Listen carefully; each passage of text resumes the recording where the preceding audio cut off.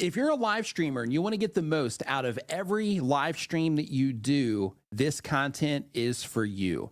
Today, we're going to be talking about things that every live streamer that's live streaming to YouTube, things that you should be doing as part of your live stream experience. Now, when it comes to the things that we're going to be talking about, we're going to be talking about things that are going to help you just get more activity on your streams in general. It's also going to help you grow your brand on YouTube or just in general, with live streaming as well. And because of that, if you do have a notepad handy, I do recommend that you take notes during the stream because we're going to be talking about a lot of things that can help you in a lot of different ways. And if you are watching this on the replay, feel free to just sit back and enjoy the content, or you can skip around to any part of the live stream that you would like. So as we get into this, before we get into it, I should say, I do want to let you know that Streamyard did just make an announcement that they have a repurposing tool now to where you can repurpose your content, either horizontal content where you can take your live streams or podcast and you can take those and make them, smaller pieces of content to put up either on your YouTube channel as a piece of video content, or you can, just use them in other ways. In addition to that, they also have it where you can also sample clips out vertically as well. So if you're wanting to take your live streams or your podcast and then chop them up into vertical shorts, then upload them to YouTube and TikTok and Instagram Reels and all that to get more out of your live streams, then you can definitely do that. But let's get into the actual content of the stream today and start talking about the things that you can do to fully take advantage of YouTube as a live streamer. And if you are just joining us, what we're talking about today is we're talking about things that every YouTube live streamer should be doing.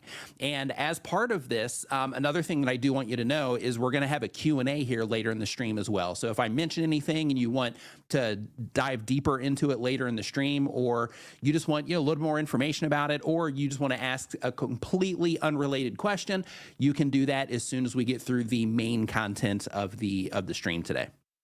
But the very first thing that you want to make sure that you are doing as a live streamer, and I'm mentioning this particular one because especially here on the Streamyard YouTube channel, a lot of live streamers use third-party tools to stream to YouTube.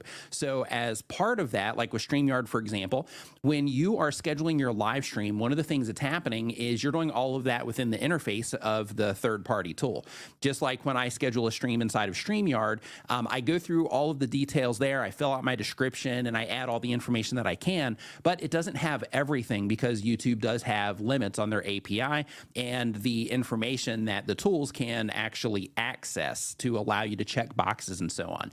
So because of that, it's really important to make sure that before you do your stream, after you actually schedule it, that you go into the live stream on YouTube and you make sure that everything is set up properly there. So a few different things that you may or may not know about, but I'm going to mention them just in case. The very first one is that you do have the option to add trailers to your live streams. So the cool thing about that is instead of just having a static image, you can actually tell people, like if you saw this live stream, for example, and you had this show up on your YouTube homepage before the stream was live, you got a video that played. So it wasn't just an image, it was an actual video that told you, hey, that you can come hang out in this live stream. We're talking about, things that will help you with your live stream. So because of that, that's one feature that you can't access through any third-party tools. And because of that, it's imperative that you do go into YouTube if you want to use that. In addition to that, you also have the podcasting option. Now, typically, not in all cases, but in most cases, live streams are typically longer content. So if you are sharing anything that's educational, or you're doing interviews or entertaining people through your live stream, something like that, then in that particular case, you also have the podcast option. Now, how this works is inside of YouTube, you can go into your YouTube playlist settings and you can create a new playlist. And after you create that new playlist, you can actually set it as a podcast. And when you do that, it actually allows you to upload a square graphic to it, and it can show up over in YouTube Music as well.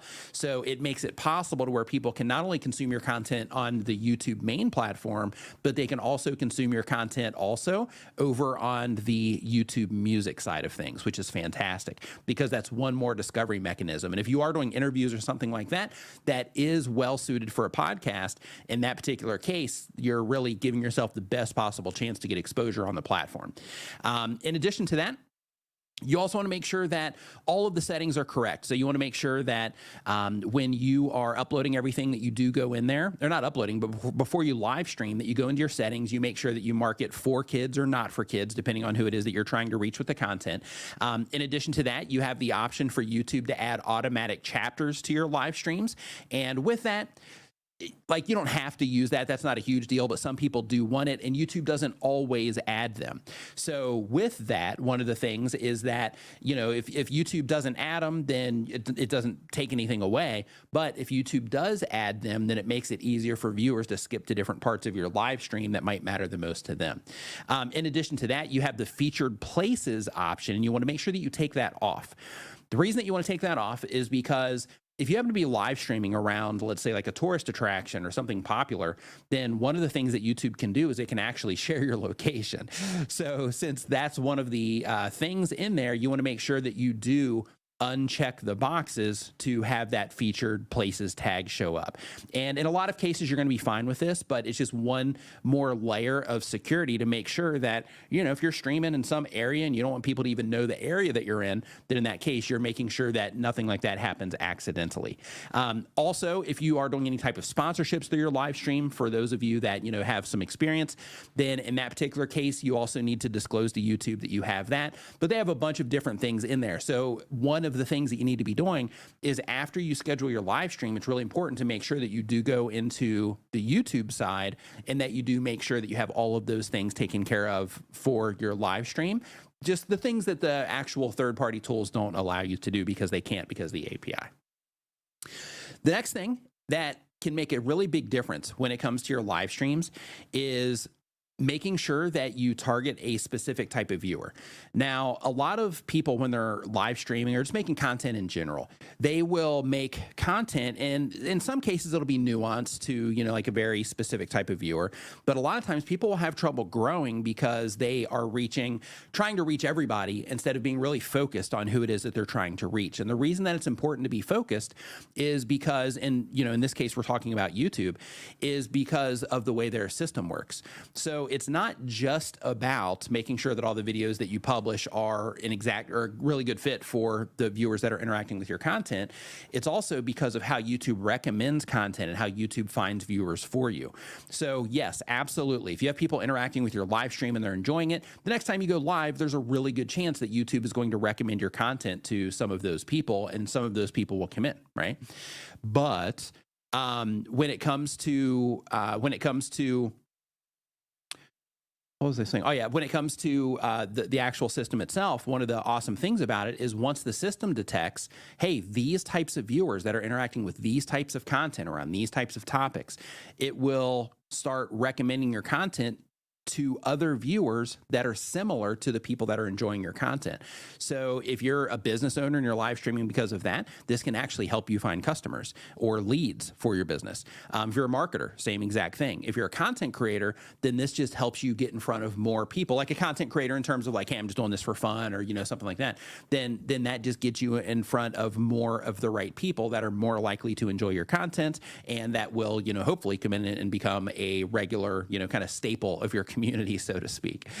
But one of the things, you know, just to give you some examples here, one of the examples that I like to give is like travel channels. I'm going to give you a travel channel example, a gamer example, and an education channel example.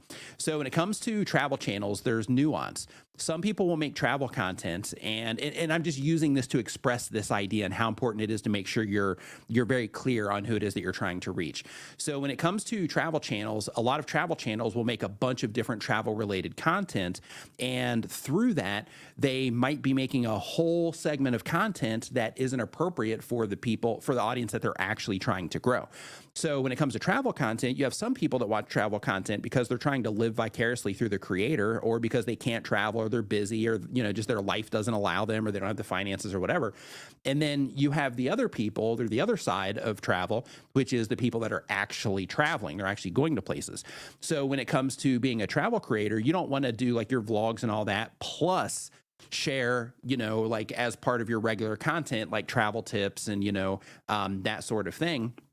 because you start diversifying, your audience in that particular case. Yes, there's going to be some crossover, but when it comes to that type of content, there's big differences in those audiences. So yes, you can have a pillar of each, but if you want to accelerate things as much as possible, then in that particular case, you want to understand what your audience comes to you for and make sure that all of your streams and all your video content, that it's all suited for those people. The gamer example is there's, a difference between people that like to watch people play games, and there's a difference between people that are trying to figure out a game.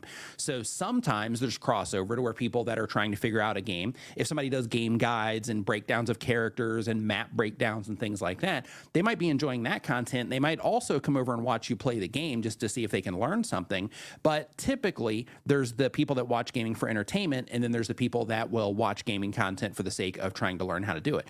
So if you are a gamer in that scenario, then you would need to get really clear on exactly who it is that you're trying to serve and think to yourself, okay, am I trying to help people navigate these games, or am I just going to do let's plays and do it for the entertainment value through my live streams, right? Same thing on the education.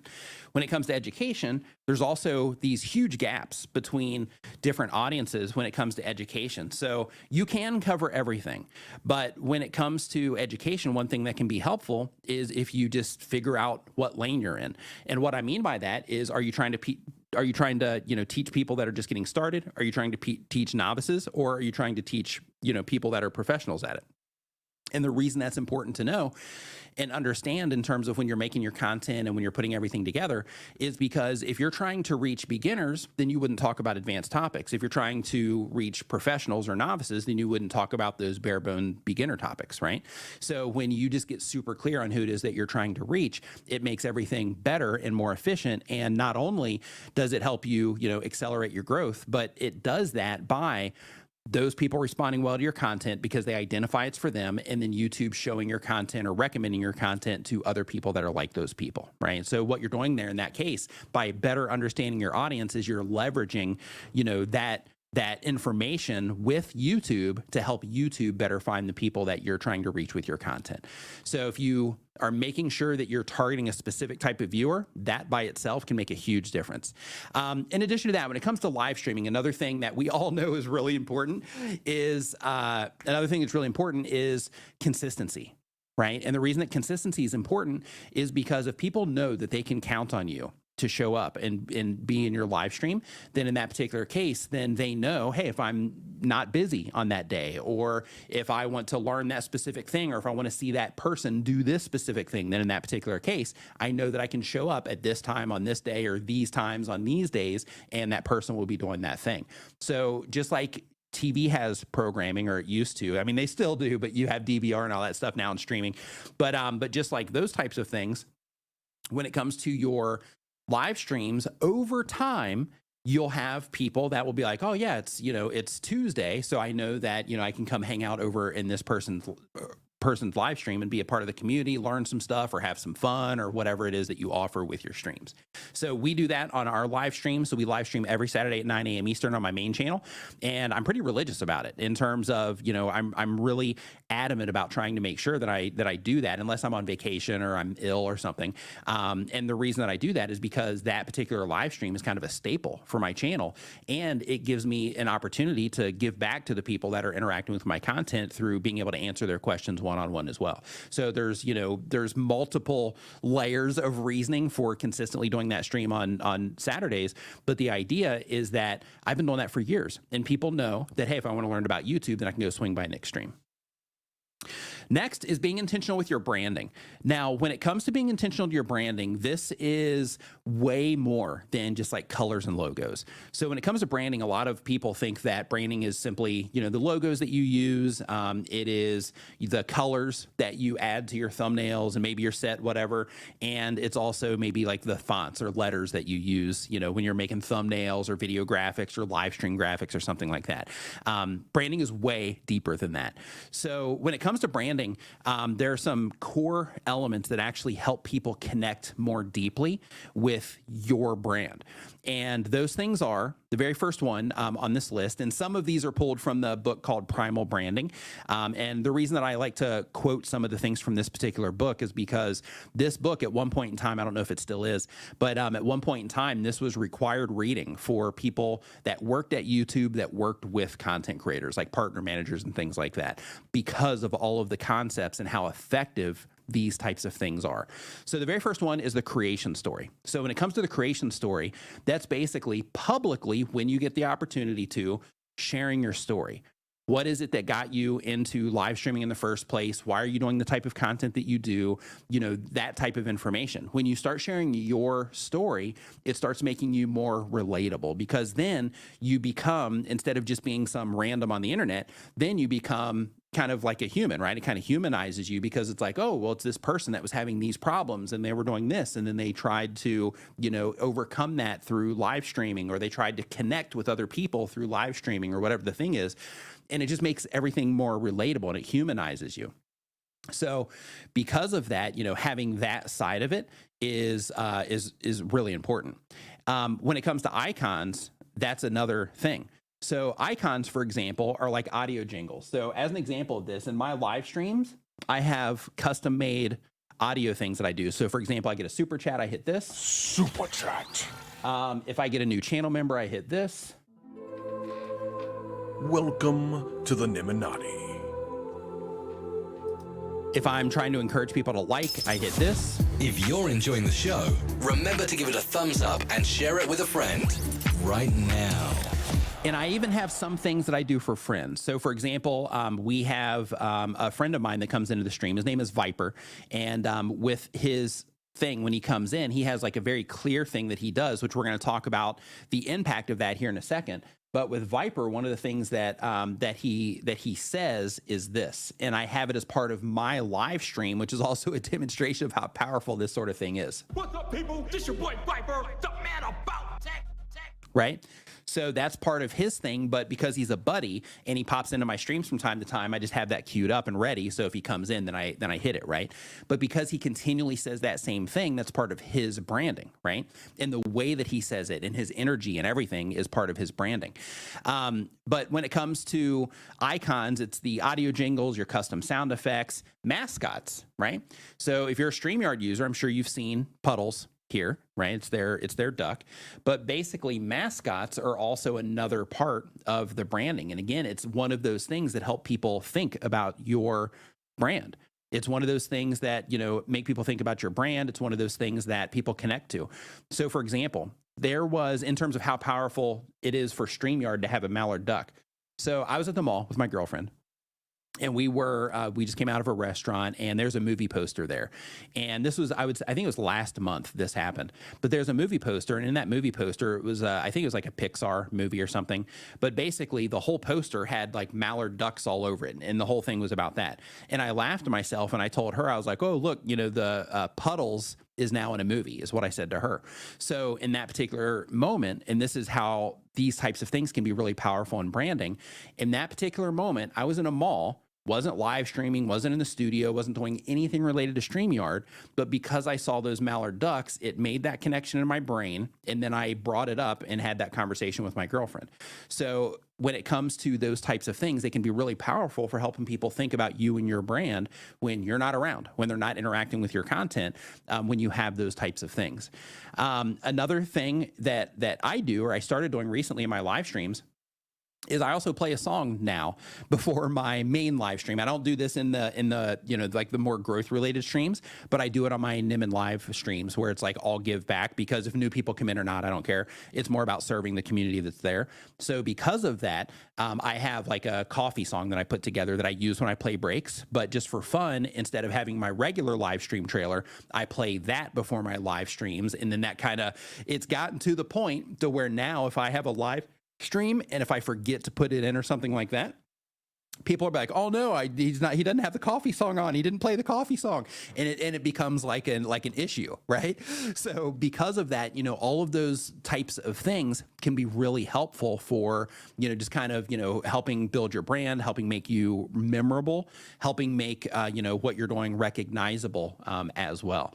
But another thing is also, another part of branding is the terms that you use, or the insider language. So yeah, like Us Plus Dad says, the coffee song is our Saturday morning wake up tune. But that's exactly what I'm talking about, right?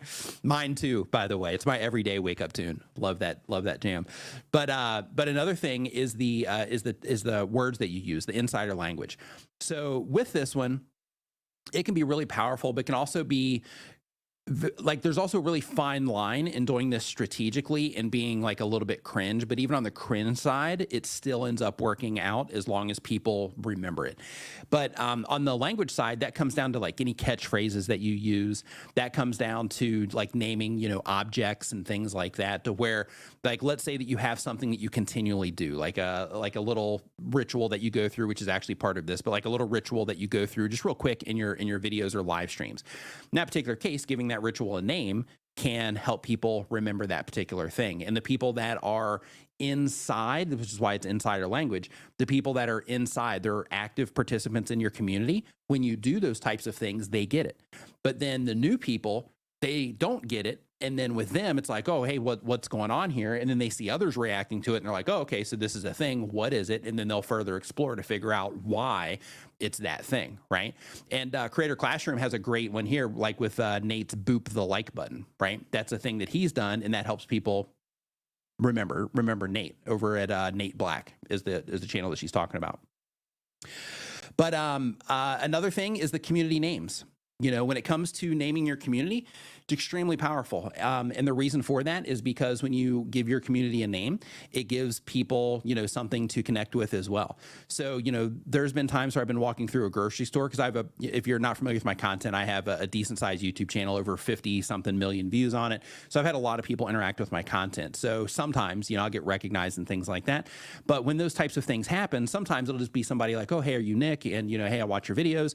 And then at other times, it'll be somebody that'll be like, hey, Niminati, or, something like that, because that's our community name. So, people will, just use that as a way to just be like, hey, Niminati or whatever. And it's just something that people can connect with, right? So it's fun on my side, it's fun on everybody else's side, and it just gives your community something to connect with. The other thing when it comes to branding that is extremely powerful is also just rituals in general, which are things that you repeat. So ways that you start your stream, kind of like I'm doing now with my coffee song as an example, segments of your stream, things that you do before the segment, any themes that you have before those, the structure overall of your live stream. Like for example, with mine, we have a very clear structure to where, people will enjoy that coffee song. And then as soon as the stream starts, I have very specific things that I say. And then we get into the sponsor segment. And then during that sponsor segment, because Streamyard is a sponsor of our live streams, one of the things that my brother D always does is he will derail that particular message by talking about Streamyard's amazing coffee cups, right? And as part of that, because it's a repeated theme, it's something that you can almost expect when we're doing that particular part of the show. So if you are somebody that's on the inside of that, right? Like if you're in my community, then in that particular case, like you probably know it's coming and you're like, oh, okay, yeah, he's probably going to do that, coffee cup thing. And for somebody new that comes in, then they get to see that for the first time. But it does a couple of things. So one is it's part of that ritual, but two, it also helps put a little bit more emphasis on StreamYard because it breaks up the sponsor message. So if we're just going through the, hey, it's sponsored by blah, blah, blah, and it does this, that, and the other thing, that's one thing. And, people will listen to it, but some people will gloss over it. But when you start throwing in things like that, then it also kind of helps those messages stand out and make them more memorable as well. Other rituals that we have, just through our, like banter in general, is like my brother's play button, because I lost his play button during our move, his YouTube play button for 100,000 subscribers. And because of that, it's a continued thing. That isn't really like intentional branding. It just kind of happened because I always get, verbally beat up over that particular scenario. But those types of things are also, really helpful. And back in the day, we used to have this thing to where we would grab M&Ms as part of our ritual while we were streaming. So it's like, hey, stream, grab some M&Ms, you know, eat those. And people would be like, hey, what are you guys snacking on? And we told them M&Ms. And that got so ingrained into the community that anytime we'd go to conferences, that we would have people bring us bags of M&Ms, sometimes really big, you know, bags, sometimes big jars of M&Ms, sometimes just a package of M&Ms or whatever. But we would have enough M&Ms that we could fill like half of a suitcase out of just the M&Ms that people would bring us, because we also made that part of the branding. So these types of things are things that people like. The M&M one, for example, that's a good one, because in that particular scenario, if somebody happens to be at a 7-Eleven and they see M&Ms, then that's one of those things that might make them think about us, right? So that's why those types of things are important. Another thing that can be really helpful on the branding side is also drawing a line, letting people know where you stand with things, right? Like, for example, in our community, right? Like, we don't go after like hacks and secrets and, you know, things like that, because we want to make it extremely clear that all this stuff is not easy. You can't just hack your way to the success that you're after. You have to put in the work. And, you know, we stand really firm on that. So because of that, like, I've removed those words from all my video titles. I've removed them from all of my thumbnails. And the whole reason for that is because, again, we don't want to share the wrong message. And we want people to know that, you know, if you want that type of content, sure, there's a bunch of content creators that watch that. But if you actually want help, this is where you get it, right? So because of that, you know, over time, the hope is that people will end up identifying that. Like, okay, well, if I just want to take a shortcut, then I'll watch these videos, but then I'll eventually waste a bunch of time, realize shortcuts don't exist. And because of that, you know, I'll end up going back to Nick's channel and watching that stuff, right? So that's the kind of like a long play there in that particular case. But when you draw that line, you kind of let people know where you stand. It's one of those things that also, you know, can connect people, because then it's like, okay, well, I understand that I'm one of those people. So because of that, let's do it. You see this happen in politics all the time, to where, you know, like with politics, that's a very clear line, crystal clear for everybody, to where, you know, it's like, hey, you're on this side or you're on this side, or you're kind of, you know, either detached from both of those. But, you know, both sides, they seem to have, you know, very clear things that they stand for and stand against. And when you do something similar, then it helps you connect better with the people that you stand with instead of the people that you stand against. And for the people that you stand against, it lets them know that they are not welcome with you and the people that you're standing with, unless they want to convert into your view over there, so to speak. And then the next part is just identifying that you, as the content creator, the live streamer, the person that is running the community, so to speak, that you're the leader and owning that role, right? Because having a strong leader is also another part of just deep branding. And one of the things that help people connect is, you know, just having a strong leader of the community. So, you know, in your particular case, a lot of people don't look at themselves that way. A lot of people are like, hey, I'm just uploading videos to YouTube, or I'm just live streaming to YouTube. But really, if you start to grow a community, then, you know, it's your community. So because of that, you know, just own that it's your community and say, okay, so because of that, I'm going to, you know, be the leader of that particular community. And then we get into colors, fonts, formats, your setup, you know, different styles in terms of, you know, like your style preferences for what you want your streams to look like, your thumbnails to look like, and things like that. But when it comes to branding, as you can tell, just through some of the things that we talked about, it's a really big rabbit hole, right? And another great example here, the DizPod Lawrence Wilson says, on our show, we wear Hawaiian shirts. People expect it each week and look forward to what new shirt we are wearing. That's a fantastic example for, you know, that particular thing in action. Thank you for sharing that. I really appreciate it. So next up, the next thing that you should be doing is making sure that you're considering your replay. So when we live stream, it's awesome, right? Because we have people in there and, you know, everything's happening right there in real time. But then when your stream's over, what happens to it then? Right? So if you want to fully take advantage of the content that you're making, then you want to make sure that you are considering the replay. And the reason that you want to consider the replay of your content is because after the live stream is finished, as long as you leave it public on YouTube, people are going to be coming into it still. Notifications are still out. People that weren't able to make the stream, they're going to see those notifications in their email for the people that have that enabled, and they're going to come in and they're going to see it after the fact. And people will sit there and watch or listen after the fact as well. So you have to make sure that when you are live streaming that you are considering the replay. And the way that you do that is first, you want to structure your stream in a way that works out for this. So let me switch the branding area because I think I have one of these graphics in here on the Streamyard side, and I do. So when it comes to the replay, here's something that you want to think about is if you look at this right here, when we live stream, typically what we'll do is when the stream starts, we'll have our shout out, period where we're welcoming people to the stream, letting people know what we're doing, things like that. And all that is fantastic. But if you want to just do it to the max and be like, okay, I want, everything that I'm doing here to count at the highest level that I possibly can, then in that particular case, what you want to do is you want to do all of those things towards the front, and then you can go in and post optimize your stream. So what that looks like is at the very front, you have the hook for you have the hook for the people that are sitting there waiting or that are just coming into the stream. You do any shout outs, you do any banter, any catch ups, any, quick messages that you need to share that might be time sensitive or something like that, maybe industry news, something along those lines. And then you have a cut point or a reset point at that moment in time. And then you get into the content. So what this looks like, and the reason that you want to do this is because, again, you're intentionally doing your live stream for the purpose of considering the replay as well as the live experience. So you're kind of double dipping there. So what you do is you say, okay, when the stream first starts, I'm going to do all the stuff that I normally do there, give my shout out, say, hey, all those types of things. But then I'm going to do the reset. And the reset is simply taking a pause, just a really quick pause, and saying, if you're just joining us, pause. Today we're talking about blah, blah, blah, or today we're going to blah, blah, blah, or today I'm going to be showing you blah, blah, blah. So whatever it is that you're doing in the stream, you just say, hey, if you're just joining us, and then you pause for a second, and then you get into the content with today we're going to be doing whatever.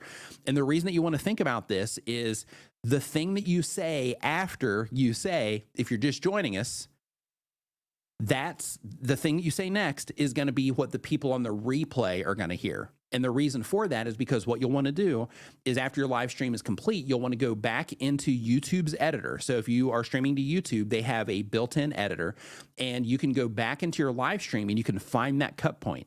And then at that cut point, you can say, okay, this right here is where I said this, and this is where I said this, and then the stream actually starts, the actual content starts right here, and then you cut at that cut point, and then you save it. And what's going to happen is, unfortunately, you're going to lose your replay for the chat. So you will lose that. But when somebody comes in as a viewer on YouTube and it gets recommended to them on their homepage or suggested next to another video, or it pops up in search, when they click on it, what they are going to experience is, today we're talking about blah, blah, blah, blah, blah, blah. They're not even going to see all the other stuff that happened. So for them, it's going to feel like a loosely made piece of content instead of it feeling like they missed out on a live stream. So if you do that, it just allows you to get more mileage out of your live stream, so to speak. And then for the post optimization, what you do there is once your stream is complete, you consider that replay. And you're like, okay, well, if my stream is complete and people are going to be, coming into this, or I want people to come into this, then in that particular case, maybe I need to update the thumbnail now that I know more details about what was discussed. Maybe I need to update the title now that I know more about what was discussed, and the same with the description, so that YouTube will show my content to the right people, and I have this opportunity to make it compelling so I can get more people clicking on it and actually coming into the stream. As a part of this, you also don't want to use timers unless they are at that very front of the stream before you actually do your cut point. Next is packaging your streams properly. So a lot of live streamers, they will have like a template that they use, and with that template, it will be something around the show. So it'll be like, the love of whatever show, right? The coffee mug talk show, right? Whatever. And in that particular case, what'll happen is everything will be optimized around the show. Well, that's cool for the people that know about the show, but what you want to think about is like, okay, well, if I actually want people to be coming into this stream, my target audience to come into this stream, then I need to actually treat this like a replay. I need to treat it like it's a piece of video content, to where in the thumbnail, the stuff that people see in the thumbnail is going to help them identify that this content's about something they might care about, right? The title helps them identify that the content's about something they might care about, because the people that are engaged already, they know what your show name is. But for new people that are not familiar with what it is that you're doing, they don't. So because of that, you have to redo your title, redo your thumbnail for the sake of making your content more compelling from the outside for the target audience that you're trying to reach based around the things that they do know and care about and the things that they want to know or the things that they're interested in. So when you do that,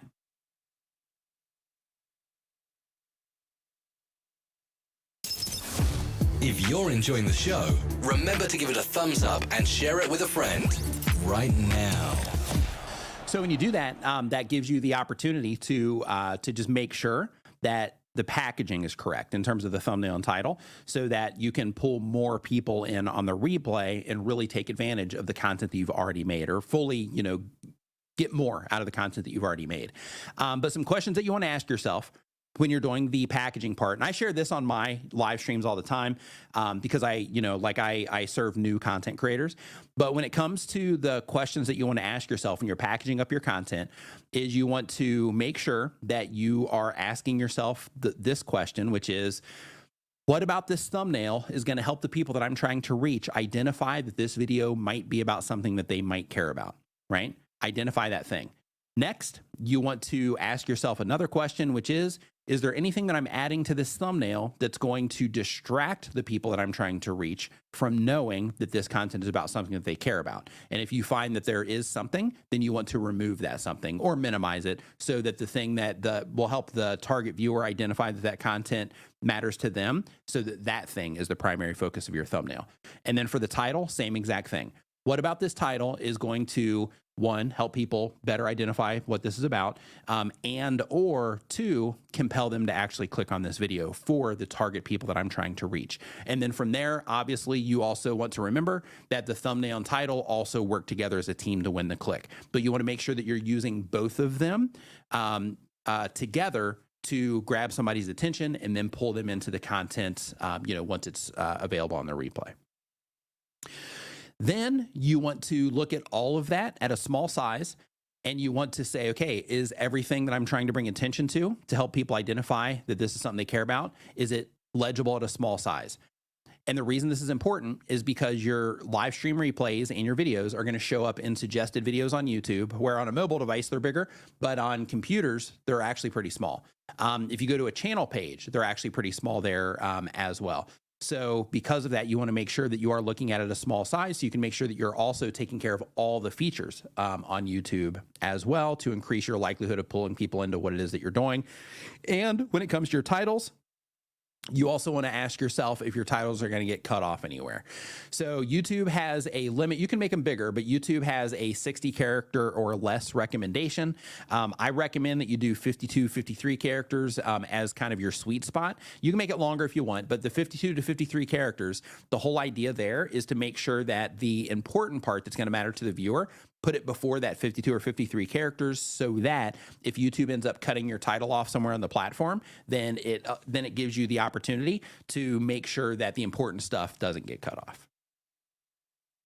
The next thing you should be doing as a creator, and just a reminder, we're going to do a Q&A as soon as I get through the actual content here, which we're coming up on soon. But the next thing you want to make sure that you're doing is monetizing. And with this, some people, are weird about monetizing their content. Other people, it's very clear why you should monetize.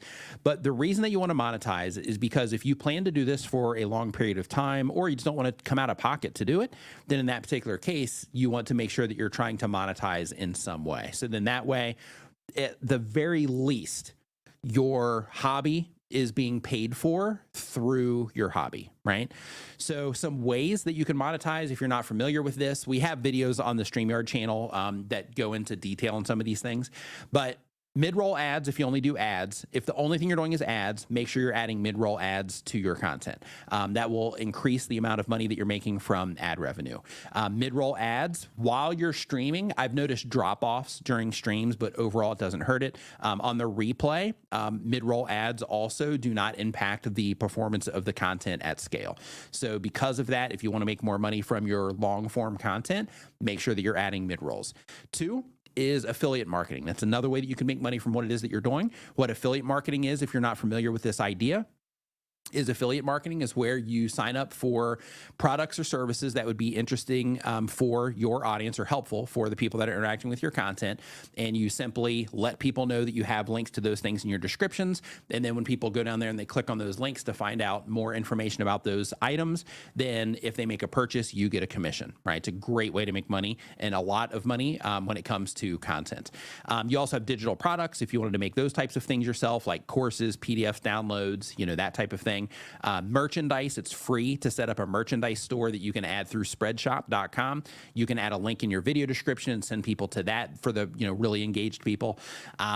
Service offerings, if you have any service that you can offer through your content, and then of course sponsorships depending on the viewership that you get.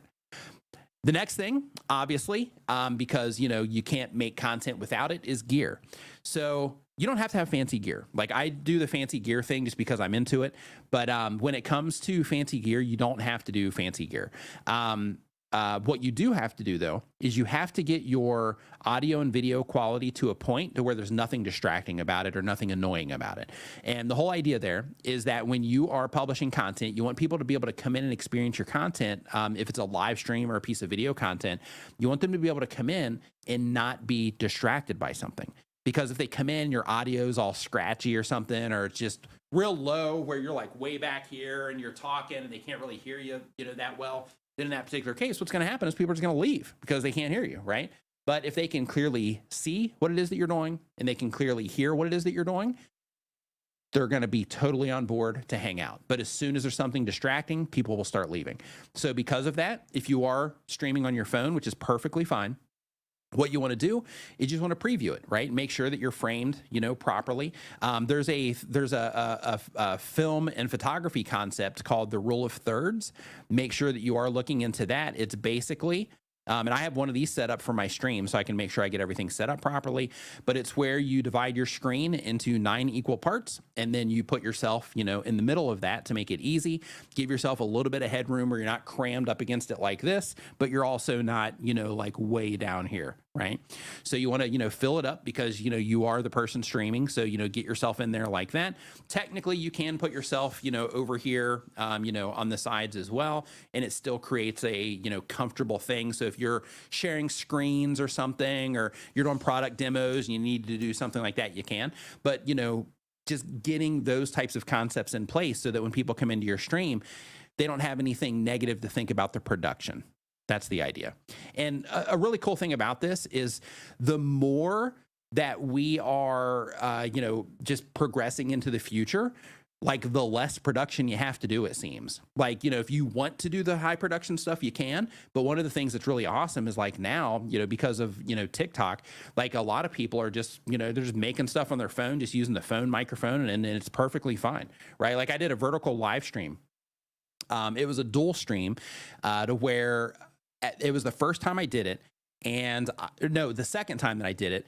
And my microphone didn't pick up because I use a Rode mic for those particular streams, and it didn't pick up. So I was basically just going raw phone and raw audio, and I ended up getting, I think, like 7,000 views on that particular stream. And the production was like just straight out of this. So the difference was I did have, the normal lights, but the actual content, though, it was all made on this, and it was perfectly fine. So you don't need the fancy stuff, right? Unless you get into it. If you get into it and you're like, hey, I want my stuff to look a certain way, then by all means, make it look that way.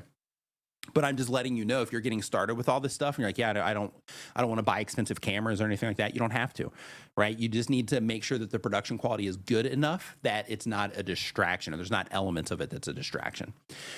Let's see here. The next thing is that it's also important to experiment with different formats. It's really easy for us, for all of us, to self-included, to be doing a certain thing and then be so used to doing that thing that you don't experiment. So one thing that that is great, that from my experience, right, because I've been doing this stuff for almost a decade, is I have my staple, right? My staple is my Nimin live stream. But then I have experimental streams that I do. So for example, I have my monetization review streams. That was an experiment, and I'll end up doing them again because it worked out well. My YouTube creator news that I did for a year, that was also an experiment that also worked out well. So if YouTube starts pumping out features again, then I'll start doing that, which I think they might based on a thing that I saw today. And the vertical live streams that I was talking about, right? Like that was a new feature from YouTube. So I was experimenting with that as well. And I'll probably be doing more of those in the future also. But just make sure you experiment and that you're open to things, because it's really easy to be like, well, the show has to be, this particular way.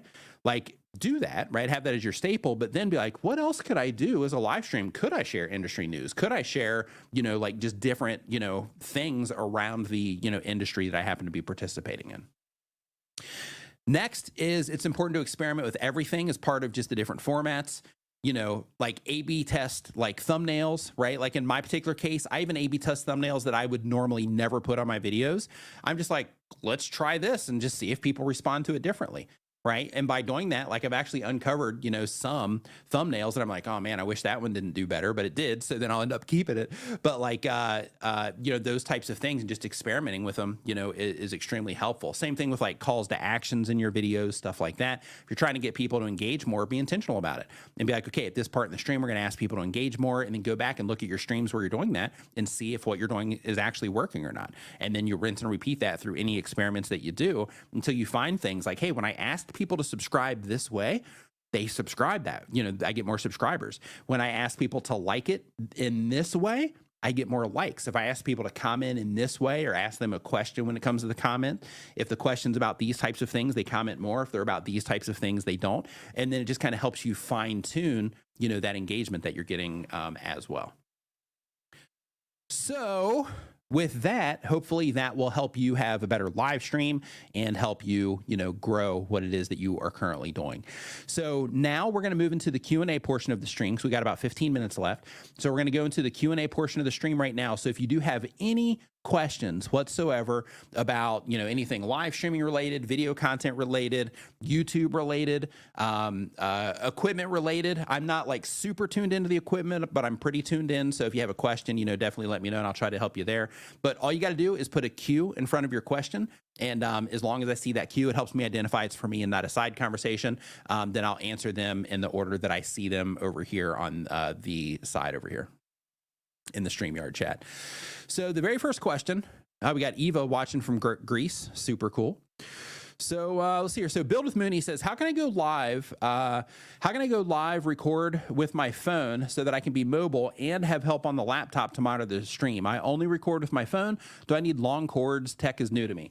So I don't have the thing here, but so for my phone, I got a power block that goes into the back of my phone. I don't know if you're using an iPhone or an Android, but I got a battery pack that connects to the MagFace or the MagSafe. And then that also allows me to be able to plug in a microphone if I want to and that sort of thing. So one of the things that that you definitely want to do is you want to get something like that so you can ensure that your battery is just going to stay on for, the amount of time that you're going to be streaming. If you can connect it magnetically, that's great, because if you do it down here on the bottom, and if you have a phone that, doesn't have like a MagSafe or something like that for charging the battery, if you have the audio port taken up here, then it's going to take away from you being able to, make sure it's charged. So because of that, if you do have some type of magnet attachment, then definitely make sure that you do that. So let's see here. So next up, oh yeah, in terms of long cords and stuff, no, you don't need that. And in terms of somebody else controlling the stream, they can actually do that through Streamyard. So basically you just give them access to your Streamyard account and they'd be able to just do it that way. So like, for example, if my brother wanted to come on right now, I could hit him up and be like, hey dude, could you run this live stream for me on the back end? And then he could come in and do it. Like, for example, I don't know if you've watched the show that my brother D and Daniel Batal do here on the Streamyard YouTube channel. But in that particular live stream, my brother's running all the stuff in the back end, right? So he's like changing all the screens, doing all those things, and they're in two totally different, they're literally on opposite sides of the planet. And using that, using StreamYard, they're like, D's able to participate in the stream plus run everything, while Daniel is focused on the content. Let's see here.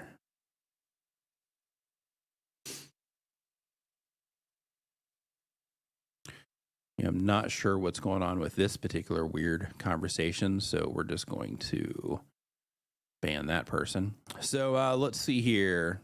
How to not get copyright strikes?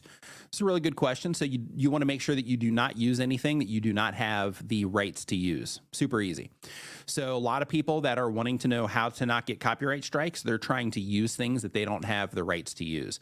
So when something is created, then it pretty much gets a copyright attached to it. So because of that, you need to make sure that you get the license to use whatever it is that you're wanting to use. If it's music, if it is images, if it's video files, anything like that, you have to get the rights to use it. If not, then you're putting yourself at risk for a copyright strike or a claim. Tommy Stiggs says, do you prefer Streamyard editing or YouTube editing? So if I'm doing the replay, then in that case, I'll do it inside of YouTube, because if you do it in Streamyard, it doesn't update anything inside of YouTube. So if I'm going in and I'm using the cut point idea that I shared earlier, let me go back to that particular thing. If I am doing this particular idea and I need to cut it there, then in that case, I need to do it on YouTube so that it stays on YouTube and not there. So if you're like repurposing your content and you are going to take it out, and do something else with it, then in that case, if you do it on StreamYard, you lose a level of compression, which is a bonus. So basically what happens is when you start live streaming from your place, that signal is going to go up to StreamYard and then it goes into YouTube. So you're going to have like two layers of compression there. So because of that, you want to make sure that if it is going to be on YouTube and stay on YouTube, then in that case, you would do the edit in YouTube. But if you're going to be repurposing the content, that's where you would go into StreamYard and edit it there so that you can get higher quality.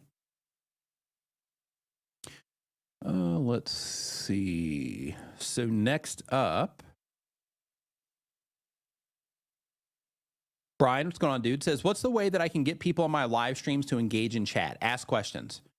Yeah, ask questions. So like, one thing that you'll see me do in my live streams is, I'll mention things like, I don't do it as much now. Like if I wanted, the chat to keep moving faster, I would do it more.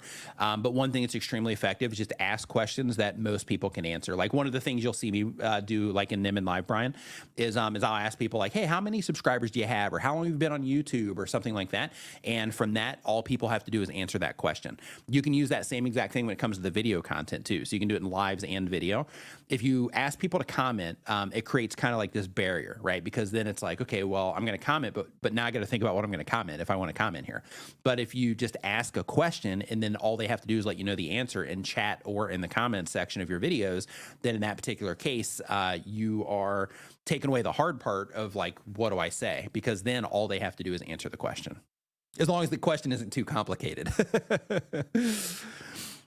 The Z Show Cruise Fund says, I'm losing hours on my watch hours, have been for about a year now. Can I stop losing hours? So when it comes to your hours to get into the YouTube Partner Program, that is a rolling thing. So basically the watch time that you gained 366 days ago is now gone. And the watch time that you're gaining today is making up for that. So what you have to do is you have to get enough watch time that you actually get ahead of that. But here's the thing that I want you to know. If you're publishing videos to YouTube and you're actively trying to improve, you'll get to a point where you won't have to even worry about that at all, because you're going to have plenty of watch time, every single year for your channel. But if you're like, hey, I'm just kind of uploading videos and just kind of hoping things work out, then in that particular case, you might end up, dealing with this for quite some time. But if you're actively trying to get better with every video that you publish, then in that particular case, you'll end up being able to work through that. Where do we get that split screen thing that you showed? So with that, it's just a graphic that I made. I just made it in Photoshop, but you can probably find versions of that on Google if you just type in, rule of thirds grid or something like that. You might be able to find a transparent one that you can just load right into your videos possibly. But for me, I just made it inside of Photoshop, and that allows me to, like when I'm setting things up for the stream or just trying to make sure that everything like looks nice and even and all that stuff, then I have this that I add, and I just keep this as a constant graphic inside of StreamYard in my overlay section. I also have this one right here. So if I'm recording something vertically, then in that particular case, I can make sure that, that everything that needs to be within the window. If I'm recording through StreamYard, it helps me make sure that everything within, everything that needs to be seen can be seen. And then I have another more basic version of that too, which is just this right here. But this version's way better. Then I also have fun stuff like this. Woo! So let's see here. So next up, let's see here. Is it smart to mod everyone in your channel? No, definitely not. Like when it comes to moderators, you want to make sure that you mod trusted people. So for me personally, all of my mods are either people that I know, or they're people that I have like physically talked to or met, or people that just came into the community and just started adding lots of value, right? To where they've always, conducted themselves normally, and they've always been a contributor, right? That type of thing. Then I'll mod those people, just because it's like they're there helping, right? So because of that, in that particular case, I'll mod them, but you definitely do not want to mod everybody, because when you mod people, they have the ability to ban people. They have the ability to hide people from the channel indefinitely, unless you actually go in there and remove it. And because of that, some users, like if you mod the wrong person, they can literally go through and just start banning everybody that's in your live stream. So you want to make sure that you are only modding people that you trust from your community. The best way to produce thumbnails without any copyright issues is to only use images that you have the rights to use. So make sure that you're getting them from someplace like Adobe Stock, for example. You're taking them yourself, or you're designing them yourself. So you can design custom thumbnails inside of Canva. You can do it in Photoshop. You can do it inside of TubeSpanner. You can do custom thumbnails. There's like apps, for thumbnails too. Like there's a lot of solutions to where that shouldn't be an issue. Is there an alternative to the ATEM to do auto camera switching? I'm sure there is, but for me, like I've got this one here. Here, let me turn off that. Yeah, like I have this one here. This is the one that does all of the switching for me on this particular setup. But I also have this one too, which is the small one. And we have one that's like this, except it's the ISO version that we use in the live studio where I do my other streams. And yeah, these are great devices. Absolutely love them. But in terms of, options, I'm not sure of other options. I'm sure there is though, but I'm just not familiar with what they might be. So you're having trouble screen sharing photos, can't figure out why. If it's within Streamyard, just make sure that you've given all the necessary permissions that you need to give. Because sometimes, like if you're on a Mac, for example, like that machine over there is a Mac. This one's a PC, but my main work computer now is a Mac. And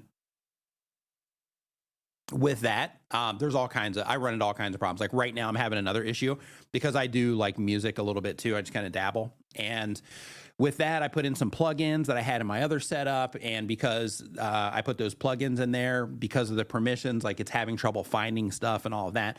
So I would guess that it's probably something similar if you're having trouble with that. But really just make sure, like if you're going to be sharing the photos in your live stream, first make sure that they're aspect ratio correct. So for example, you can see right here, I'm a 16:9 format.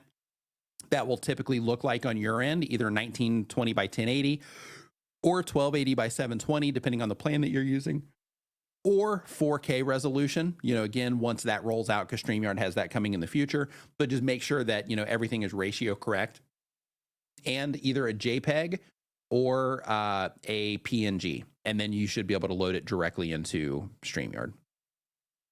I've had this channel for a year, but I'm using Watch. Okay, yeah, we did that one.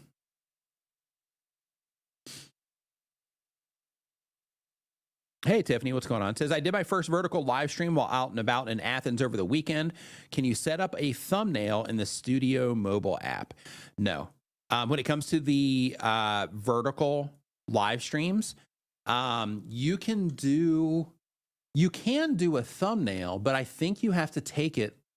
I'm not going to say no with that certainty. I'm going to retract that. So I think that you can take it while you're getting ready to stream. And I don't think, I'm just going to go look real quick. I don't think that you can add that after the fact. I'm just going to confirm for you really quick because I have a vertical live stream that I did here not too long ago. So I'm just going to check that for you really quick. Go in here, but I don't think so. Oh, yeah. Yeah, you can. Yeah, you can just upload it. Okay, perfect. Yeah, so you can just upload a regular thumbnail for it for the replay. So, but before you live stream, and can you do it in the mobile app? So what you might be able to do, if you can't do it directly inside of YouTube Studio, you might be able to run your phone in desktop mode. That would be the next thing that I would try, is to run it in desktop mode and see if you can do it that way. Oh, no, you can do it in the Studio app. Yep. Yeah, right here. You can do it in the Studio app. So all you have to do is go into the video, click on the,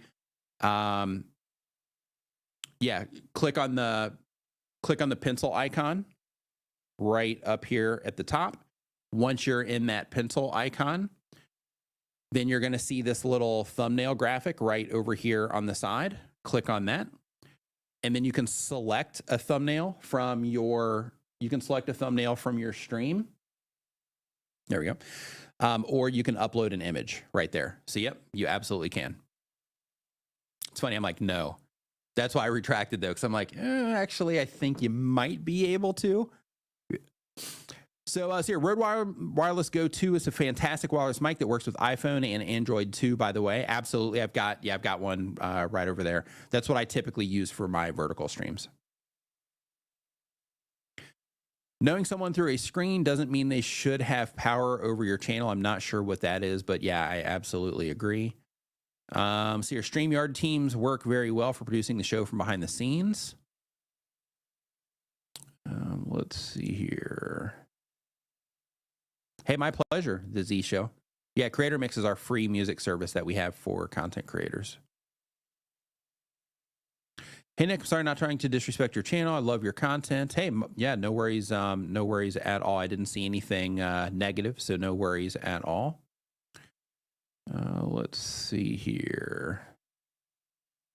Just looking for more questions because we're in the Q&A part here. Okay, Uncle Fatty says, using bots from Discord, etc., to help mod chat, etc., disclaimers, content warnings, trigger warnings for sensitive content. Is there an actual list of what cannot be spoken? No, but I mean, if you just use your, just think to yourself, like, is this something that I would be able to say in front of like the most sensitive members of my family? Yes or no? And if it's a no, then in that particular case, if you want to keep your content family safe and brand safe, family friendly, brand friendly, then in that particular case, just try to avoid those things. So like in my particular case, when I'm not, making content, like, I'll speak, I'll say whatever. But when it comes to video content, I try to keep everything family friendly and brand friendly. And the reason for that is because some people watch content around their kids. And because of that, I don't want them to not be able to watch my content because I'm using abrasive language or something like that. I want everybody that wants to be able to get value from my content to be able to do so. So because of that, if you're just mindful and you're like, okay, would I be able to say this in front of somebody that is sensitive to these things? If the answer is no, then in that case, just avoid it.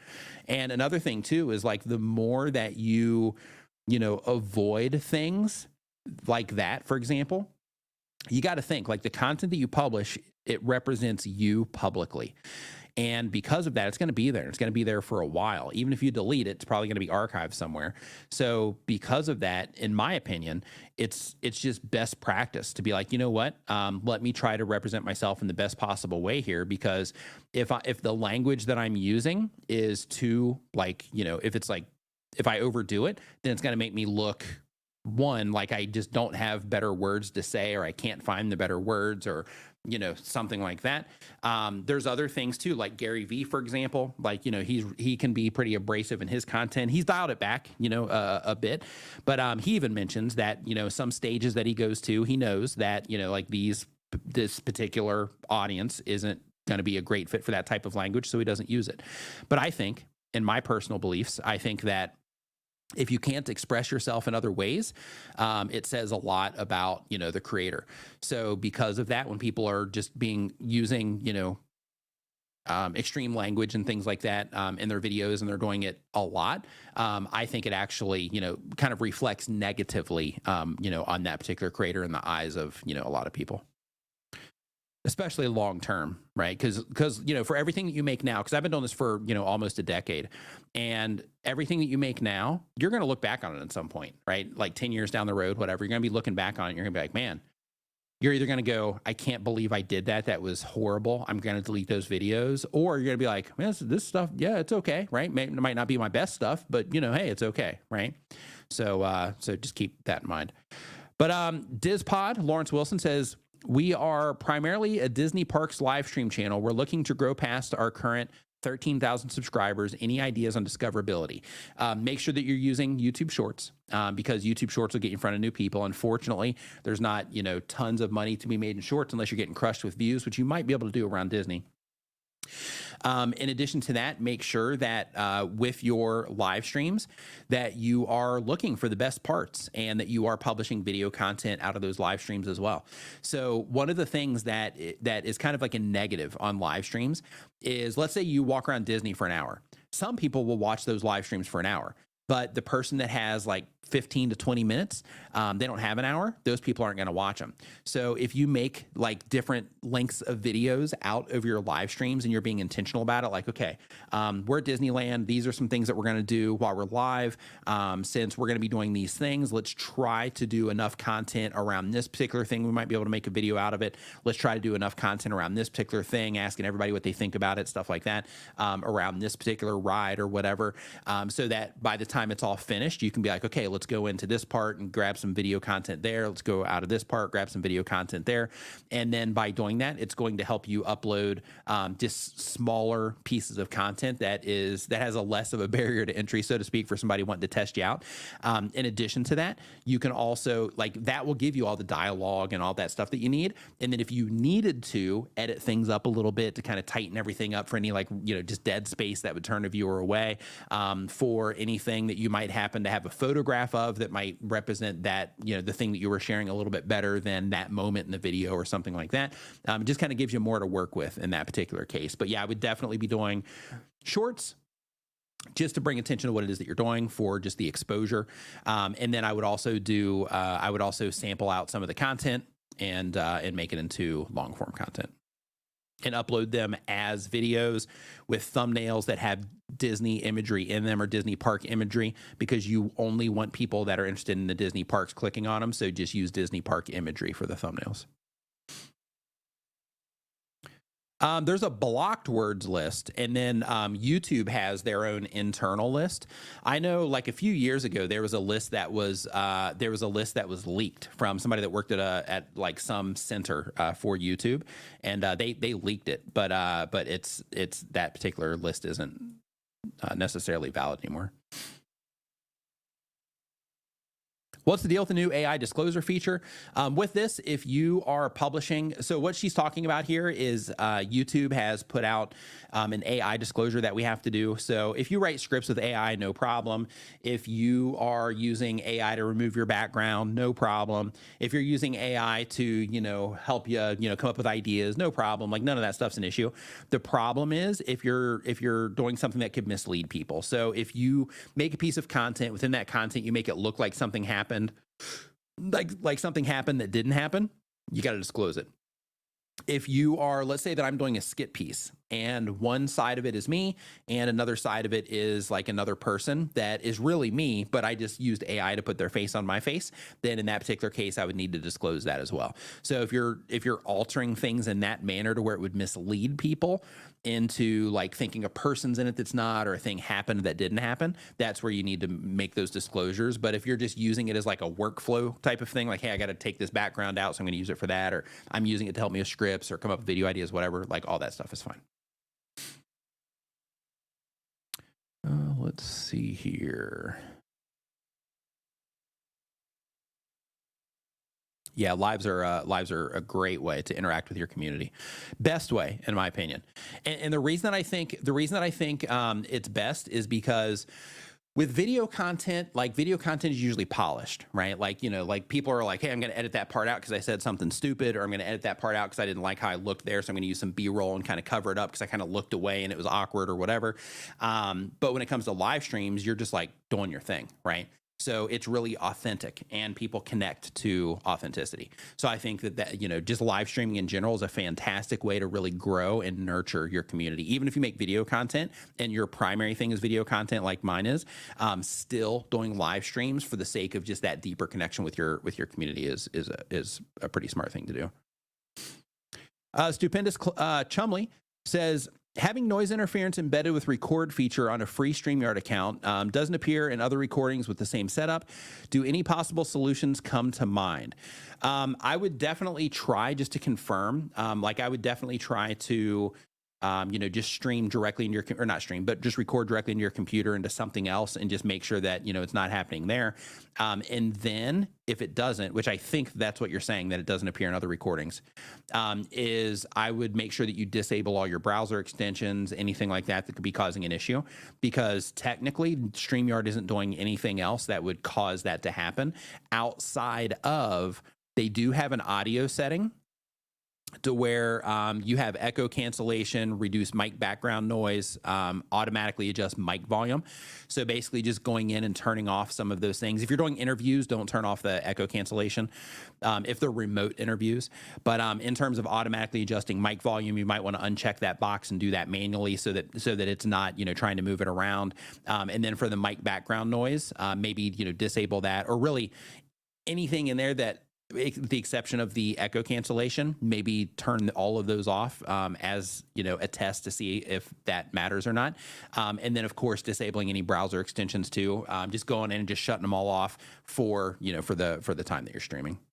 That's what I would try first. I don't know if that's going to fix it, but that's what I would try first. Let's see here. Tommy Stiggs, yeah, my pleasure. So Square Table Degenerate says, if someone is in your stream 10 days in a row, they should be modded. Bottom line, I disagree. And the reason I disagree is because, like I said, mods can ban people, and just showing up isn't enough. There's also, in my particular case, they also need to be helpful, and they need to be conducting themselves in a certain way, because when you have, and this is something that content creators don't think about a lot, because I've had these conversations and people are like, oh, I never really thought about that.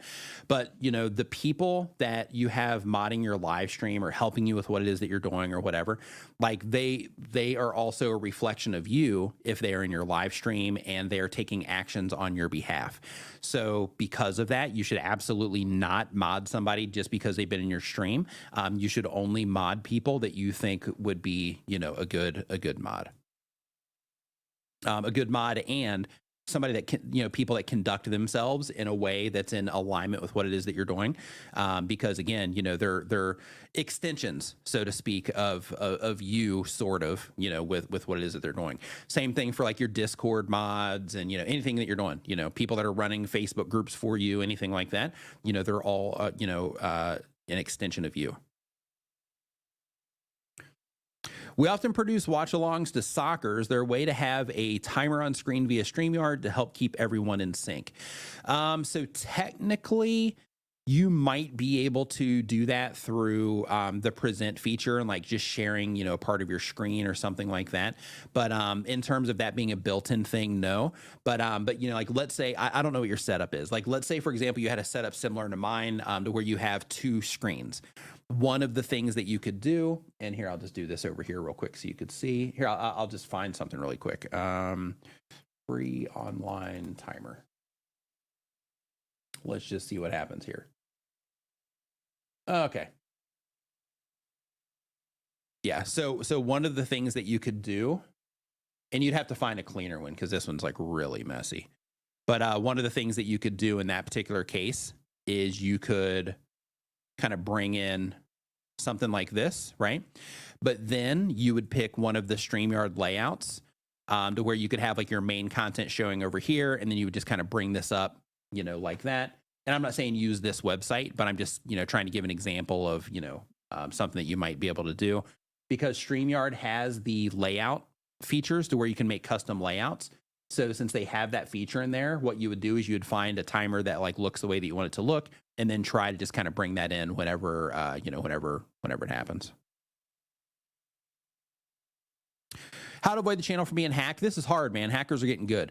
But one layer of protection that you can give yourself is to not have because on your About Me page, you should have, so that brands can reach out to you, collaborators can reach out, stuff like that. You should have a business inquiry email. Do not have that email, the same email that is connected to your main YouTube account or your main Google account, because if you do that, that's one starting point for hackers. So if you make that a different email, and the emails that you're corresponding with people with publicly, that particular email is not the email that's connected to your YouTube channel. That's just one layer of protection. It's not 100%, but it's just one more layer to try to help. Can we have guests on regular YouTube without StreamYard? I heard that you could have 2 people on a stream. Yes. So if you go live vertically, they have a feature called Go Live Together. With that one, both people have to have YouTube channels, and then you can go live together that way. Multi-streaming to as many platforms as possible simultaneously on every continent, many countries, different terms of service. OBS been sharing from other platforms for background and overlays. So yeah, you can stream, wherever. There's definitely different laws and things like that, and different requirements for each different platform. Absolutely. So you just have to make sure that you're up to date on what those requirements are. Oh, doing it on the fly.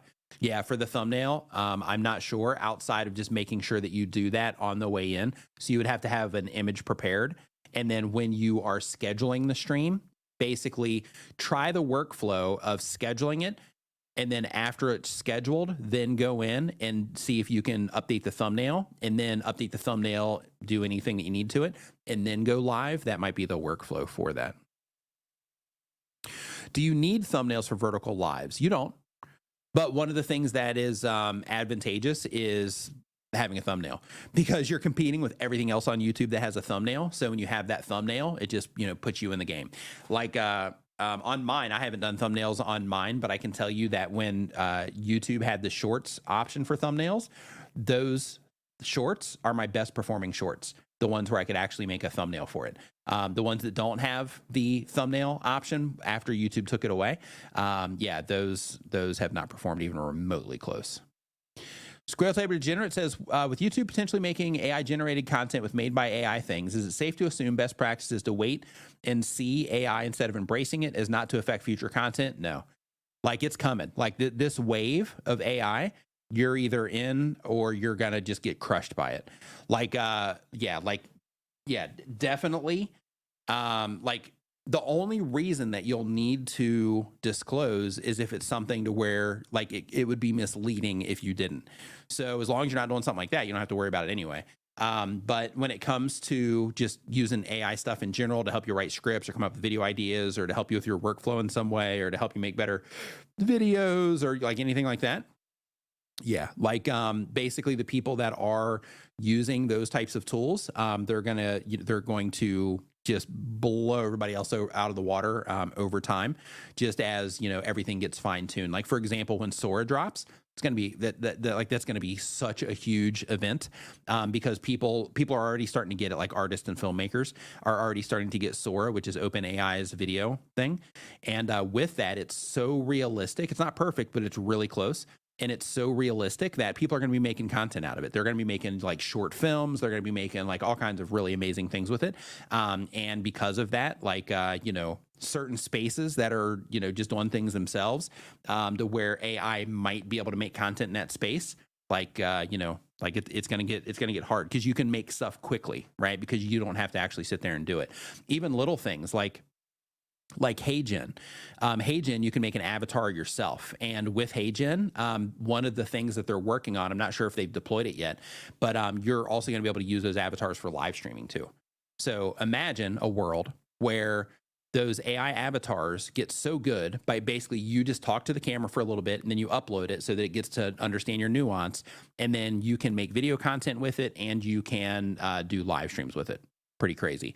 So of course, on the live stream side, it'll miss some of that nuance, right, of your personality, at least to start with. I mean, they might get it sometime, but yeah, like all of the AI tools, like it's one of those things to where, in my opinion, like you're like if you, it's going to be one of those things like, oh, now I understand why everybody was using that stuff, once you get on board.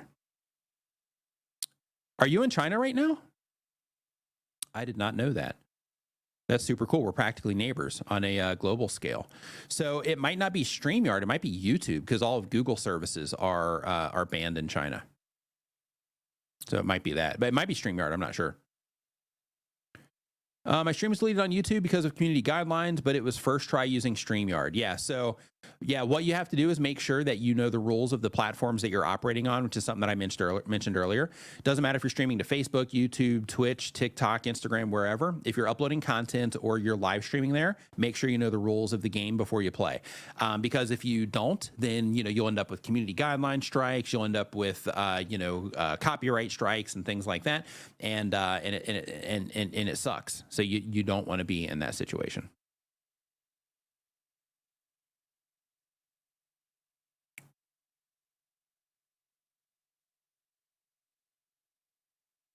Yeah, so Mr. Cole Ford says there's an actual list of the YouTube community has been actively testing and updating. Yeah, I would love for you to send that to me on Twitter DM.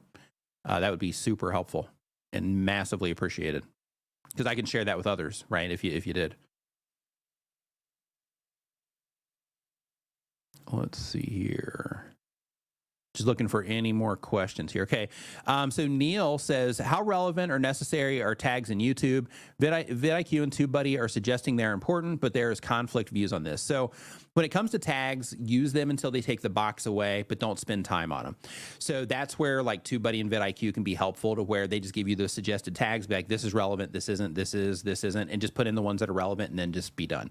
Like the reason that it's conflicted is because you have the same YouTube employee that says, don't use tags, they don't matter. And then within a minute of saying that, they say only use tags for things like misspellings of your name and that kind of stuff. But logic would say, if a tag would matter for a misspelling, then it would matter for an actual spelling too, right? Like if it had any of that impact, then for a misspelling, then logic would say that it would matter also in the other way too. But what I recommend to people is, as soon as it doesn't matter 100%, they'll remove that box, right? Like you can just code stuff like that out, but in their case, it's probably a little bit more, difficult than just, coding it out. But with that, as soon as it 100% doesn't matter, they won't have that option in there. YouTube removes features, they reposition stuff, they add new stuff, whatever. And as soon as it's 100% not relevant anymore, they'll completely take it out. But don't spend much time on it. That's the thing I want to express. So use TubeBuddy or vidIQ, whichever one you want. I recommend TubeBuddy. But when you're using it, just look at the suggestions and ask yourself, is this relevant to this video? Yes, add it. No, then don't add it. Let's see here.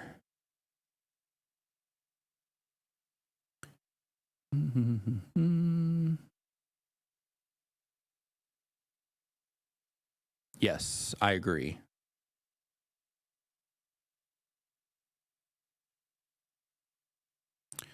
No, we are not. So people have kids watching in the background. So during our live streams, I actually ask this from time to time when this whole thing comes up about language, and there'll be a lot of people that are watching that have kids that are in the background. So yes, absolutely, kids are there. So yes, people are adults, but even adults don't like that. Me, I won't watch a content creator if they're swearing all the time, because it takes away from the content. It makes them look dumb. So like if I'm watching a video and somebody's just constantly swearing, I think to myself, like, that's all they can come up with to communicate. Like that's right. It in my opinion, it makes them look dumb. Let's see here. What's up with Facebook not taking streams? So yeah, basically what's happening for any third-party tools going into Facebook, they're making it where you are not doing, to where they're not letting anybody live stream into groups. Unfortunately, you can still stream to pages, just not groups. So silly. I don't know why they do that kind of stuff. On the voice, if it's your own voice, I think you're fine. But if it's somebody else's voice, like let's say that you made a video, and then with that particular video, you used like a famous person's voice, then you would need to disclose. But if it's your own voice and it doesn't cause any like weird thing with the content in terms of people being like, oh, I can't believe that actually happened or something like that, then you're fine. But they have, if you go to Twitter and then go look at the team YouTube or the creator liaison Twitter accounts, then they're going to have a recent tweet to where it will send you to a Google Doc that has information about the AI disclosure, and it gives you a lot of the details. How to edit your live stream. So you can download it and just edit it on your computer, or you can edit it using just basic cutting. You know, this is the beginning, this is the end, and just kind of trimming it. You can do that inside of Streamyard. You can also do that same concept inside of YouTube as well. But if you want to add stuff to it, then you're going to have to download it to your computer. Mama G Gear, thank you.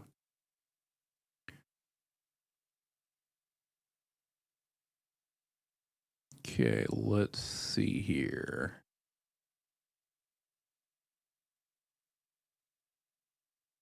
So Build with Mooney says, clarity, please. If mobile stream, can I have a helper in my shop with me taking questions while I build? Absolutely. How do they connect? Sorry if I'm a little slow of understanding. No problem at all. Yeah, so if you're in your shop and you're doing things, then in that particular case, because right now, what I'm saying, it's going out at a delay. So like as these words are coming out of my mouth, you're getting them like a handful of seconds later. However, I'm seeing the live chat in real time. So as Lolo Talk Show in Albuquerque just typed in their message there, I'm seeing that in real time on my side. So because of that, one thing that they could do if they're answering questions is to just have their phone. So basically you're streaming with your phone, they have their phone that's monitoring your chat, and then they can just pull them up right there and answer any questions that way.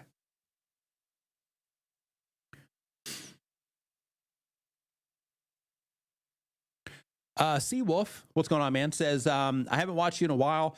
Just saw that you were live. I've been questioning it on Facebook, Instagram. What's the best multi-platform setup? So you can, like, I recommend that you stream everywhere that you can. So, you know, if you're trying to grow your brand and you're trying to, you know, get it out there, like a lot of people are thinking, hey, I just want everybody to come to YouTube, but it's advantageous to just meet people where they are. So for example, you know, when I have my live streams on YouTube, just on YouTube, then, you know, sometimes I'll get, you know, maybe like 300, you know, concurrent viewers or something like that. Sometimes it'll drop down into like the 200s. But if I multicast, like some of the streams, I'll have like 500 because I'm going out to, you know, LinkedIn, I'm going out to Twitter. I'm not doing Facebook anymore. But with some of those, like sometimes it jumps up to like 400 or 500, you know, concurrent viewers coming from the, you know, the different platforms. So what that tells me is that, and they stay there, right? It's not like, hey, here's a spike and then everybody's gone. So what that tells me is like when I live stream that some people prefer to watch me while they're on Twitter. Or on X. Some people prefer to watch, you know, on LinkedIn or, you know, wherever. So it's more, in my opinion, it's more about meeting people where they are instead of trying to, you know, force people to, you know, be in a specific location. And that can also, over time, you know, that can also, like, let's say, for example, you start streaming out to X as part of your thing, and Instagram and Facebook. Then in that particular case, you know, if people come in and they start interacting, then they might recommend that content to people that haven't seen your content before. And then you can grow on that platform too, while you're also growing your YouTube channel.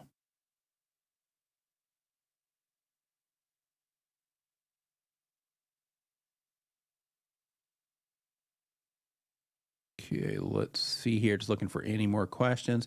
Can we reuse detail options for the live stream descriptions without copying and pasting? Yes. So what I recommend, and I'm not sure if you're into this sort of thing or not, because some people are not. But I'll actually show you here really quick. Just waiting for it to load. So there is, yeah, I think I can just show it to you right here. Boom. So as part of their free tools, Tube Spanner, it's called Tube Spanner. It's right up here at the very top. But they have a thing called an upload assistant, and this is really awesome for live streams. And in fact, it works with Streamyard. Streamyard's the only thing that it actually embeds into. So as long as you have it like on your YouTube account and you're logged in, when you open up Streamyard, it's going to automatically be there too. But basically what I do with this is if you see the preset description, I have different descriptions for different things. So here, this is my YouTube creator news. This is AI tools. This is when I stream on the TubeSpanner channel. This is where I stream on the Streamyard channel. I still have to add one for TubeBuddy because I started streaming over there again. I'm going to start streaming on Opus, so I'm going to have one for them. But basically, all you do is you just click into here, and let's say it was a Streamyard one. I just click on that, and then bam, it shows the things that I need to show in Streamyard. If it is, nope, do not change or do not save. If it is my regular live stream, because I got a bunch of stuff in that one, then I just click that, and then as you can see right here, it just puts that whole live stream in there. But you can use that to there we go. You can use that to fix that particular thing. So they also have something. It doesn't work for all features though, unfortunately, but they do have, if you just have one description that you don't want to put in there every time. On the YouTube side, they have something called upload defaults that if you go into your upload settings, you'll see it in there, and then you can add your upload defaults in there. But unfortunately, it doesn't work for everything. So it doesn't work like, like if you go live on a mobile, sometimes, it won't be there, that type of thing. So it can be a little bit problematic, but you might want to try that first if you're looking for a solution. The way that you find that is go into your back end of your YouTube channel, click on the little settings icon down in the bottom left-hand side of the screen. After you click on that settings icon, a box is going to pop up. You're going to look for one that says upload defaults. And then when you click on that, you're going to see the description there. You can add tags into that area. You can, add whatever you want. But that will end up popping up for everything as long as it ports into the feature that you're using at that time. Do you pay mods or co-hosts? And if so, how much? Co-hosts for Nimin Live, yes. For mods, yes, I do have 2 mods that I pay also. Some of the mods are free, and the head mods, though, are paid. So, yeah, absolutely. In terms of how much, I don't disclose, that because that's all, private for them and, all of that. But, yeah, when it comes to that, absolutely. And how much you pay is also going to be dependent on what it is that you do or need them to do. So for example, if you are going to have like a co-host, then it makes sense. Like if you get a sponsorship, like why wouldn't you give them some of that money, right? Because they're helping you do the thing. If you have a moderator and they're spending, an hour or a few hours in your stream, then in that particular case, if you have somebody that you want to make sure that you always have a moderator, like if everybody else is gone because they're, free and they can just mod when they want. If you want to make sure that you have somebody always showing up, then in that case, paying will be the reason for that. But if you do a 1 hour stream or a 3 hour stream, then, it's going to be different per stream. Let's see here. So Uncle Fatty says playing live music, original live instruments, cover songs, no Michael Jackson, using other platforms to play duets, lag and buffering equals live together, using mixing board into a sound card. So yeah, so you can live stream. Like one thing that I recommend if you're going to be live streaming music, if you're playing instruments, is one of these. So with the Rodecaster Pro, like you can see, I've got this right here. For a guitar, right? It's plugged directly into this. And one of the things that's cool about this is if I go into that particular channel, you can see here that I can set it as an instrument, and then I can go into the processing and I can go into effects and I can add like reverb to it and some delay if I want to. And it just gives me, oh, sorry, I didn't put the thing up. There we go. So yeah, so if I go in here and then I click on effects, I can add like reverb right here and I can dial that in. I can add, delay and dial that in as well. So it just kind of gives you, a lot of opportunity there to be able to, do that. And then if you do use that option, I recommend that you also use the stereo option if you are doing something that needs panning. But if you are just running a mono signal like a guitar, then it's not that big of a deal. But if you are wanting to have that stereo effect, then in that particular case, I would definitely use, hold on, let me change this back. Yeah, then in that case, I would definitely use the stereo option inside of Streamyard. The DizPod, thank you for the kind words. Super appreciate it.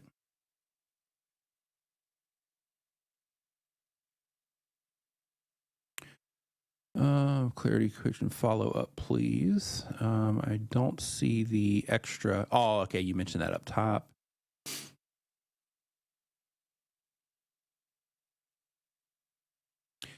Coastal Diva says, I didn't realize that hashtags in your video took you to other videos, which can be a competitor, so I stopped putting them in my title. But should I stop other places too, or should I limit? Yeah, you can put them in like your video description. That's where you should put them if you're going to use them. But what you want to think about when you're using hashtags is actually open up the hashtags.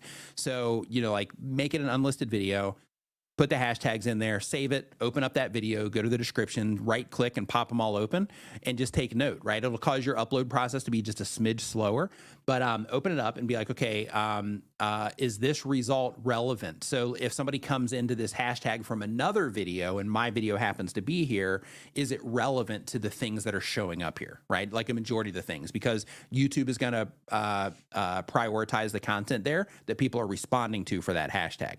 So the thing that you have to ask yourself once you're looking at the hashtag result is say, okay, for my video, if somebody were to come into this from one of the other videos that are using this hashtag and my video is right here, based on the other videos that are around it, would people be likely to click on mine?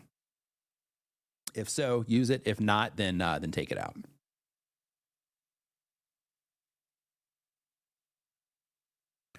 Let's see here. I've seen folks using fair use disclaimers for reviewing comments and commenting on others' vids. So a disclaimer doesn't do anything for you. Like a disclaimer that says that it's used in fair use or whatever, that doesn't do anything for you at all. All that does is it just, you know, put something on the screen. Like it doesn't help you legally in any way, shape, or form using a fair use disclaimer. You have to use it in a way that's fair use to where you would be able to defend that in court.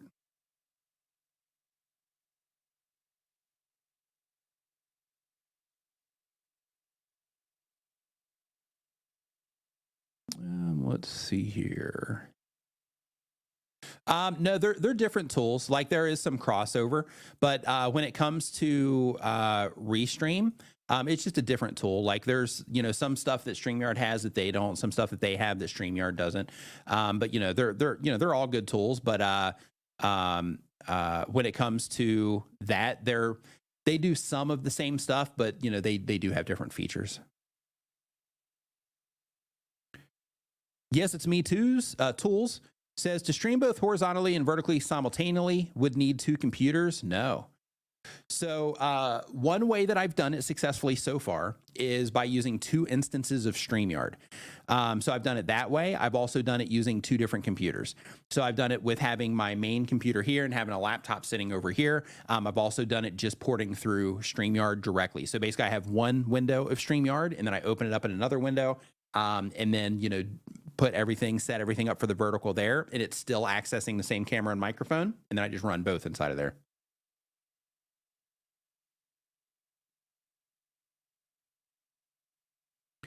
Let's see here. If you could pick 3 genres recommend people not go into because there's no money or they're completely saturated, what would they be? That's a good question. So when it comes to niches being saturated, really they're not. Like I think Roberto made a post about this recently, but we talk about this stuff all the time. Like when it comes to people being worried about saturation, it's because what they're doing is down here, right? Like at the bottom where people are putting in low effort, that's always going to be saturated because there's so many people not putting in any real effort. But if you're somebody that's actively trying to improve and you're like, you know, trying to learn everything that you can, you're trying to do, you know, all of these things, then you're going to rise above the saturation, right? So because of that, if you are just actively, you know, trying to get better and intentionally getting better with everything it is that you're doing, then there'll be a period of time to where you're not going to see the niche that you're in as being saturated. In terms of 3 niches, I recommend people don't go into because there's no money. Not everybody does content for money. Some people do it for leads.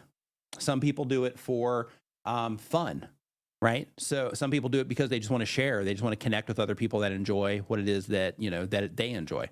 So because of that, I actually wouldn't recommend any niches to people, or I wouldn't not recommend any niches to people, as long as it's in alignment with you morally and things like that. And as long as you can add value to people, I wouldn't recommend, you know, that people don't do anything. Let's see here.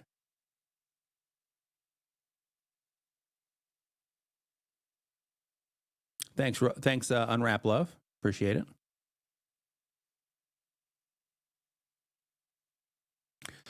Well, yeah, sure. Pop Culture Crew says I would avoid niches that get you auto banned. Yeah, totally. But I mean, those aren't niches, right? Because everybody gets banned. So yeah, totally.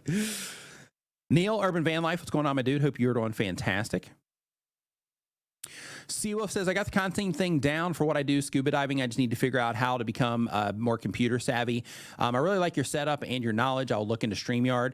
Yeah, when it comes to like content in general, there's definitely, multiple layers of it. So, you've got the content thing down, like you mentioned, where like you're good at making videos and putting the stories together and all of that, but you got to work more on the computer side. In that case, just look at that as like, okay, here's, this other area of skills that I have to develop around what it is that I'm doing. And you'll be like, when it comes to the computer side, really fortunately for YouTube, they're like, you can speed through that fast. The hard part is learning how to actually make good content that people respond to. Like that's tough.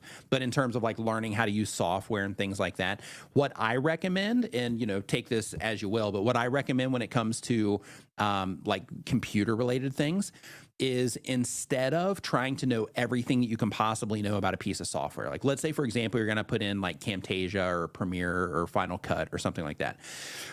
When you put that in your computer, you're going to open it up and you're like, holy cow, there's like a lot of stuff in here. And you might go and start watching a bunch of videos on it and things like that.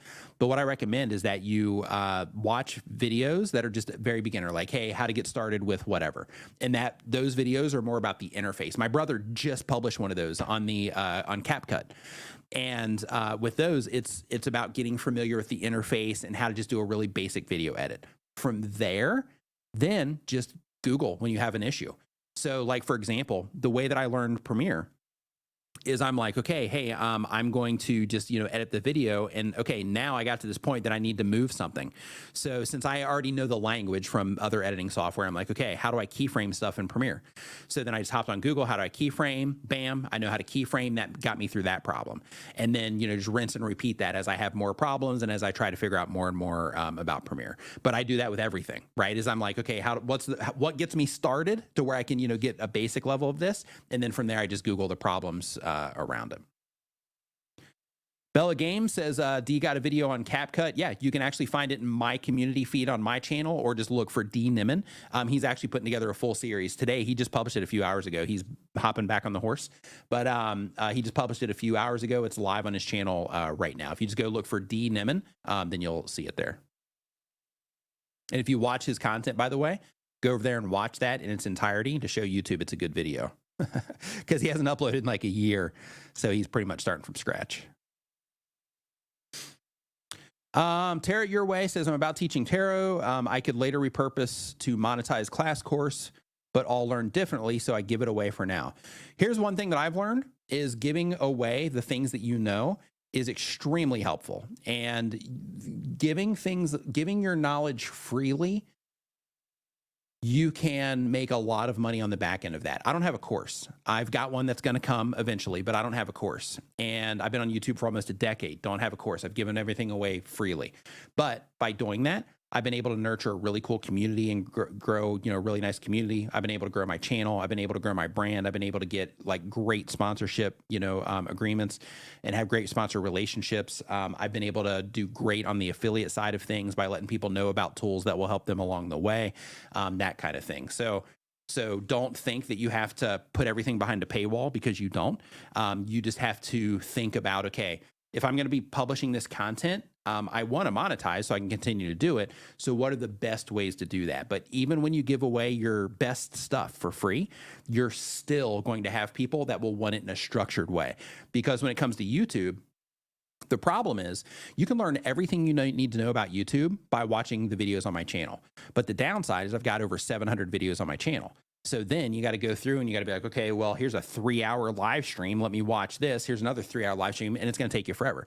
So because of that, when I finally get around to putting out a course and it's in a structured way, then in that particular case, you're going to go in, you're going to be like, okay, hey, I'm going to, he's starting me here. And then by the time I'm done with this, I'm going to know all this stuff. And it's extremely structured. So you can do the same exact thing. basically to where you just continue giving away your free stuff, and then you put it in a structured way behind a paywall for the people that are interested in that. And another thing too, like I'm a big fan of just adding value in general. That's one of the things that I stand for. So because of that, when you are giving things away free, you're making the information accessible for the people that can't afford it or the people that can't afford it yet, right? But when you put everything behind a paywall, then in that particular case, you're kind of locking that knowledge behind something, and you are essentially making it where, the people that can't afford it, to where they don't have access to that, that knowledge. So because of that, I'm a big fan of just, giving stuff away in terms of the knowledge that you hold. That's why I do 3-hour live streams every Saturday on my live stream, or every Saturday on my channel. I do these, like I'm only supposed to, according to the agreement, I'm only supposed to stream here on this channel. I'm only supposed to stream for an hour, right? But I'm here. I am, an hour and 43 minutes into it, just because I want to make sure that I get through as many questions as I can, just to, try to help out. So when it comes to this kind of stuff, just, give as much as you can, and it'll come back. Hey, I appreciate that, Unwrap Love. Thank you. Coastal says, I don't live stream, but like listening to info. Nice. Urban Van Life says, I think a book would be better than a course, Nick. It can be sold multiple languages, and once done, there's no upkeep, just next editions. Yeah, but everybody's got a book. Like when it comes to books, like I listen to audiobooks, but I don't read that often. I listen to audiobooks for my information. So because of that, I just don't. Yeah, I'm just not into the book thing. There's already some great books, but when it comes to like teaching, though, like people teach, in different ways, and people resonate with different teaching styles and stuff.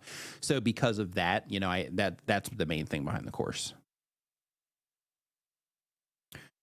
Let's see here. Yeah, this is a good one too.